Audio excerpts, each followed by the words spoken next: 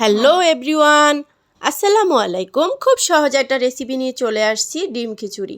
এই খিচুড়িটা দেখতে যেমন লোভনীয় হয়েছে, খেতে এতটাই টেস্টি ছিল। এটা আসলে বুঝতে হলে আমার রেসিপি ফলো করতে হবে।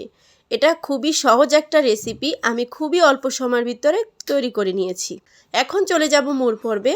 আমি এখানে কিছু ডিম, এটা হলুদ, মরিচ আর লবণ দিয়ে মাখিয়ে রেখেছিলাম। এটা এখন একটা প্যান বসিয়ে তার ভিতর তেল দিয়ে ভেজে নিচ্ছি। এটার সাথে সাথে কিছু আলু দিব, আলুটাও ভেজে নিব।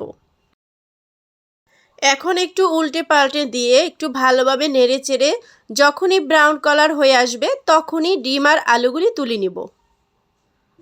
তারপরে ওই একই প্যানে আমি দিয়ে দিব পেঁয়াজ বাটা,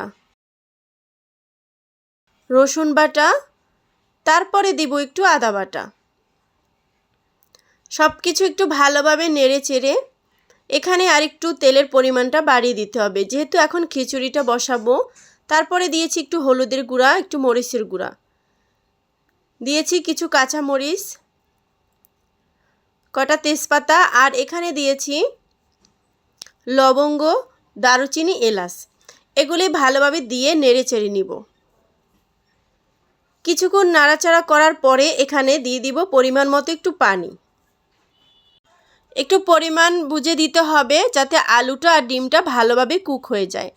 আরও এখানে দিয়েছি একটু গরম মশলার গুঁড়া।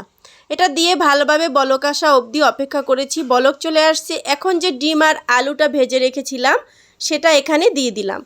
ঢাকনা দিয়ে রান্না করব 10 মিনিটের মতো।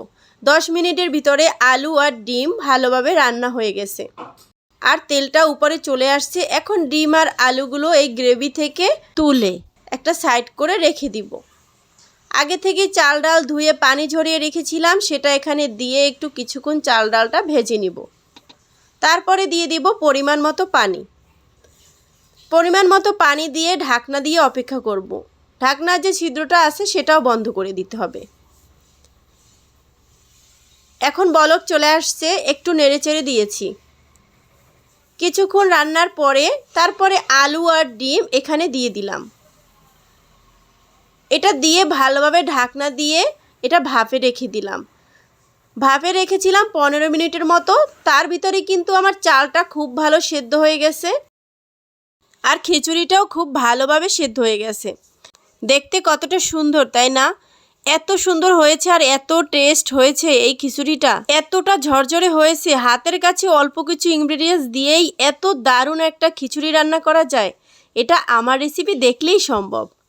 যারা নূতন আছে, খিচুড়ি ভালোভাবে এরকম ঝরঝরা রান্না করতে পারে না, তাদের জন্য তো একেবারেই পারফেক্ট একটা রেসিপি। এই রেসিপি ফলো করলে 100% খিচুড়িটা হবে ঝরঝরা আর স্বাদ হবে এতটাই অতুলনীয়, যেটা আসলে বলে বোঝানোর কিছুই নেই। অবশ্যই একবার আমার রেসিপি ফলো করতে হবে। এই ছিল আজকের মতো ডিম খিচুড়ি। আল্লাহ হাফেজ।